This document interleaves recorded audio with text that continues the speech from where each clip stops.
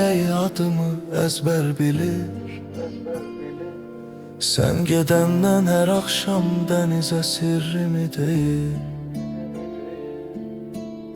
Köhne bir tramvay kimi boş relsde kalmışam.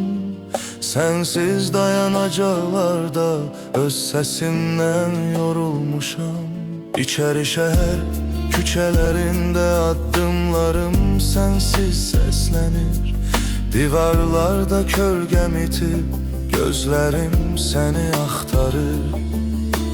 Xəzri əsir pəncərəmdən pərdələri qoparır.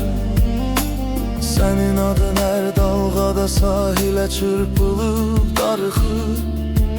Bir fincan qara çayın üstə buxar kimi qalxırsan.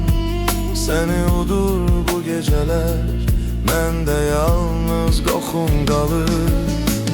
Bakı, Bakı, bu geceler niye uzundu? Her ışıkta senden bir hatire donubdu. Sahilde tek balaban sesi uzaktan ağlayır. Sen yoksan bu şehirde benimle darıxır.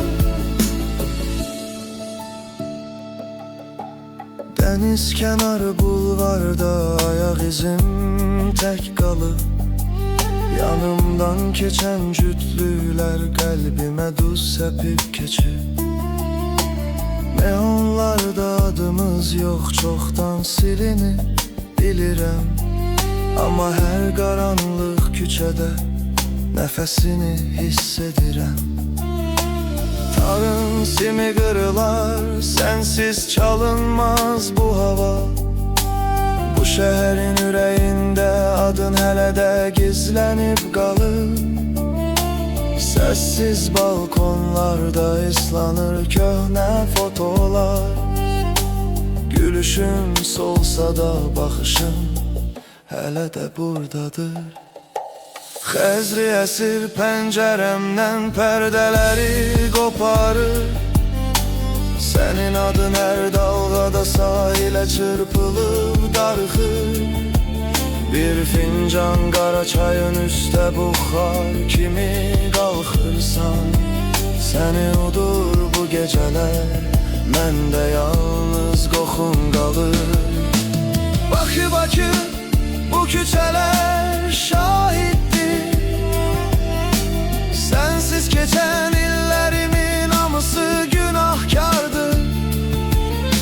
Sahilde tek kamança sesi yüreğime söykənir.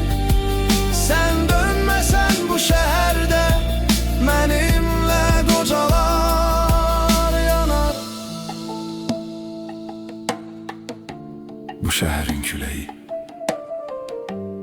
yine kapımı döyecek.